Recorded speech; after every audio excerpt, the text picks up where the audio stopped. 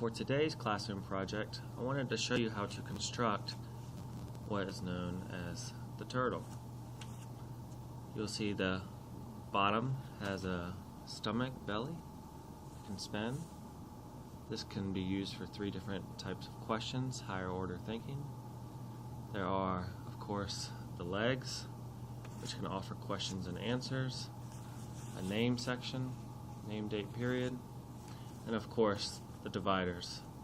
You can do math problems in here, you can do vocabulary words.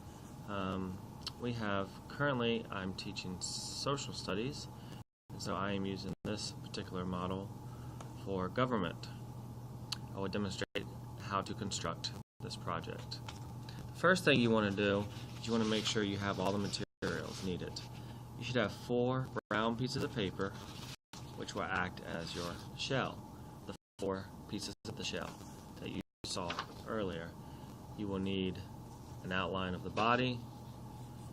Usually this part needs to be on cardboard or cardstock, a little bit more durable. Then you will need the outside of the stomach, belly as well. Material wise, I think it's always good, since we're using brown and green, to have a brown and green color pencils or maybe even pen, and of course a good pair of scissors. Remember, there are some versions of the shell that look different, and that's okay, because we're always trying to update this and make it better.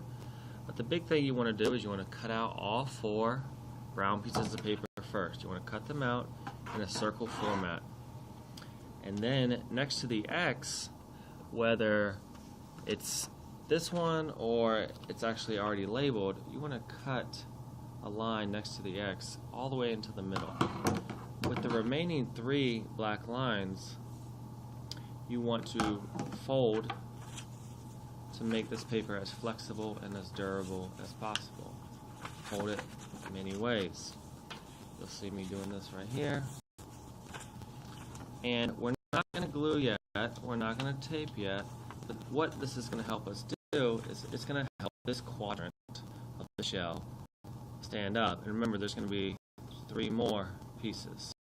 Again, this can be used as a graphic organizer for various pieces, and you'll see within our vocab section I use definitions, synonyms, antonyms, use the word in a sentence and a small photo. So this is kind of like a little Frayer model that I'm using for 3 different vocabulary words to compare. So after you have these 4 cut out, remember, we don't want to construct anything entirely with glue yet, but you want to have the 4 round circles cut out. The next thing you want to do is, using the green cardstock paper that I showed you, you will start with this, and you want to end up just cutting out a full circle until it looks like that. Finally, this is really important, you want to cut out this circle, and you want to cut out the little squares within that have the symbol of the scissors.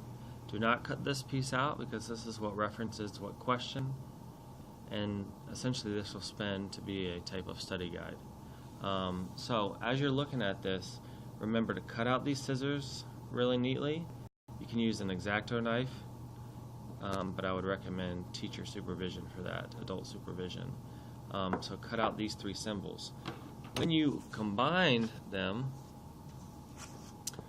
we'll use a gold pen, a gold pen that looks like that, and then it will turn into a neat little study guide with question, answer, etc. And there's 3 different levels. In this case, we're doing federal, state, and local, but you could do 3 different types of math problems, or you could do higher order thinking right here. And you'll see, after it comes together, you have the 4 shells, which are now, once they're completed, then you can tape and glue them together. The body and the head is cut out, taped or glued to the brown pieces. Then you have this green and yellow, which is a whole separate section, so make sure it has that flexibility. And it's neat, looks good.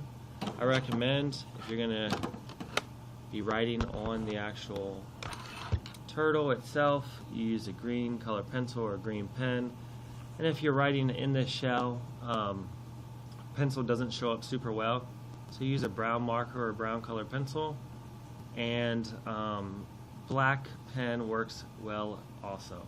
But again, you want to keep the shells flat until all work is done. This can be individual or group work based, but I hope this is a good little tutorial on how to construct this and set it up.